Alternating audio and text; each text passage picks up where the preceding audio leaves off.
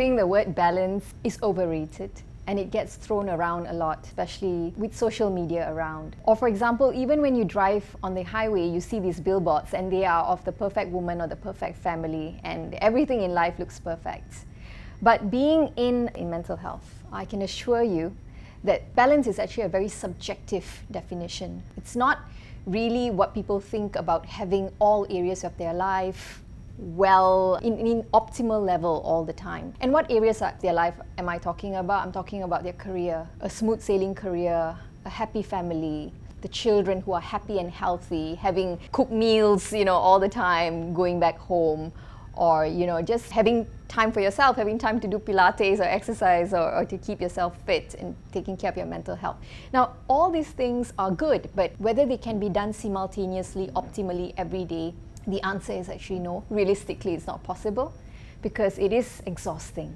I think, as women, we also play multifaceted roles. And what I mean by that is that a woman is rarely just a woman, She's a mom. She's also at the same time a wife, a professional, or a homemaker who has got other responsibilities going on for her. So in that sense, to have everything at optimal level all the time would be impossible. So for me, balance is actually prioritizing certain areas of your life which requires your attention at that point and doing it well.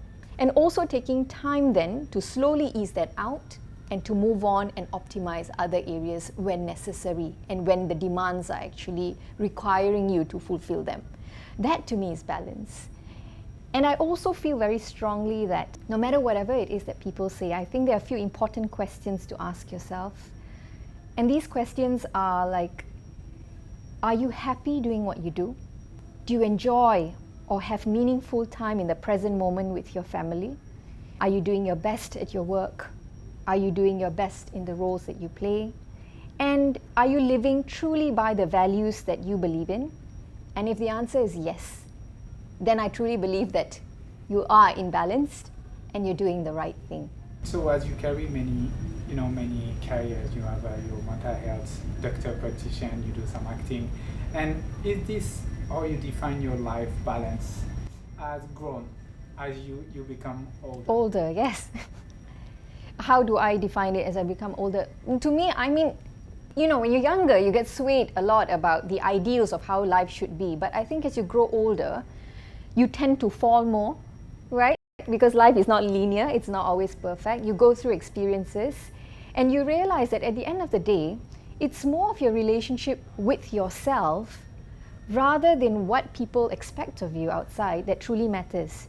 If you have a certain core belief that what you're doing is the right thing and that you are always, not ignoring your needs, but also fulfilling your needs as well as taking care of the people around you and those important aspects in your life, but according to your own pace, I think that's the most important thing. And that's what I learned as I grew older, definitely.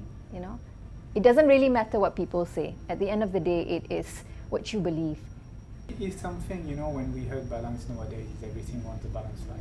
If you look at all in social media. But do you think on your side, is it something that you achieved and it's actually something that we adjust every day? I am adjusting every day. I'm learning every day. I think balance is not like a fixed equation, like, every day this is the formula that I'm supposed to use. That I go to Pilates, I exercise, and then I go to work and do my 8 to 5, and then I do my on-calls because I'm a doctor, and then I come back and I cook for my child.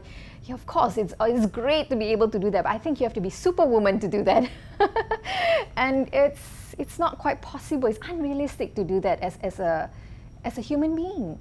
Okay, we've got to have some self-compassion. So on some days, if I can't cook for my daughter, then I'm going to order takeout, and that's okay. I'm not going to be hard on myself.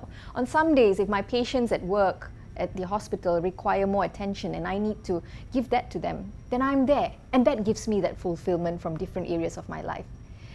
So every day may not look like the same, and I may not be able to fit everything in that one day, but that does not make you a failure. That does not make you less than.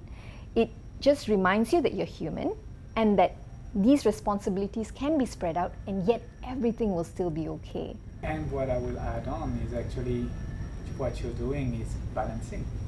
Is what the word is, balance. Yes, you're juggling. You're juggling. Yes, you're juggling.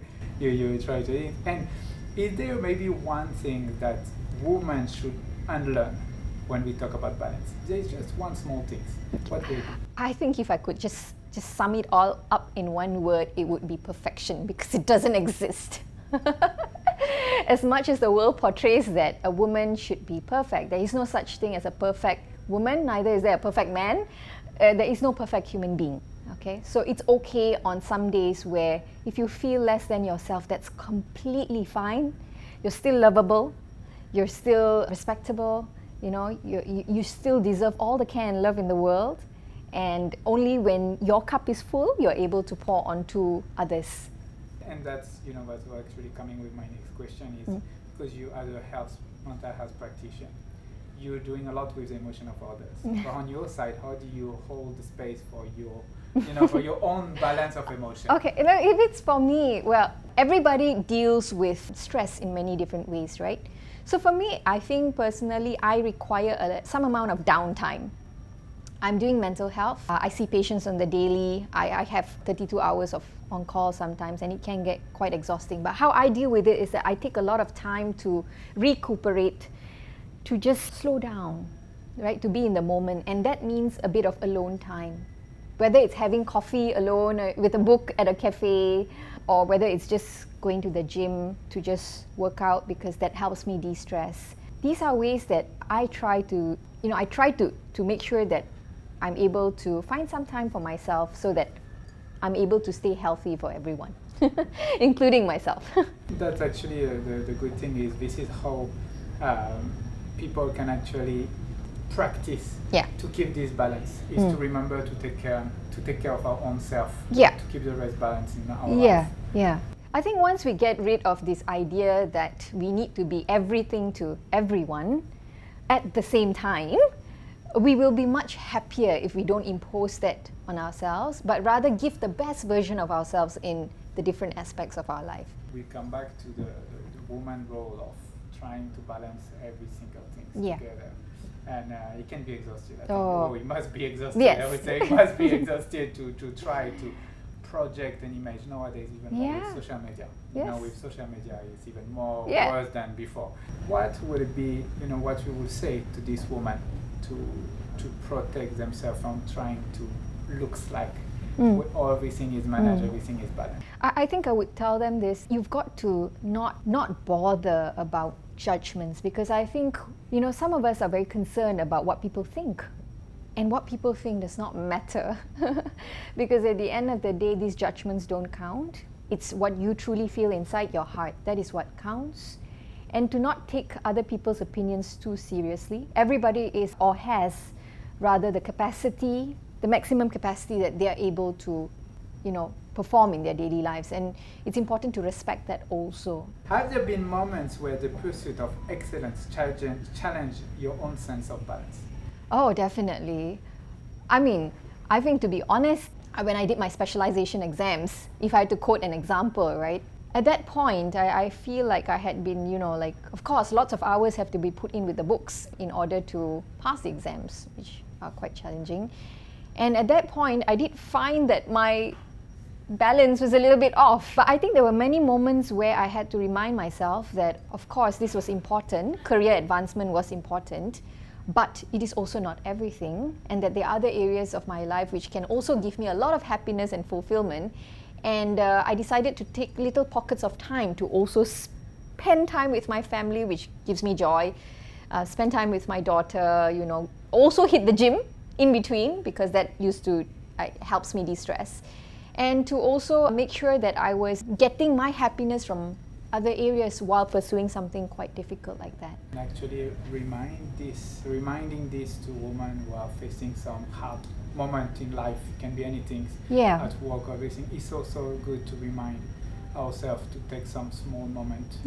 And we can always find moments. I also believe that whatever that may seem a conflict or a challenge that might seem very difficult or impossible in the moment, sometimes there are silver linings to it.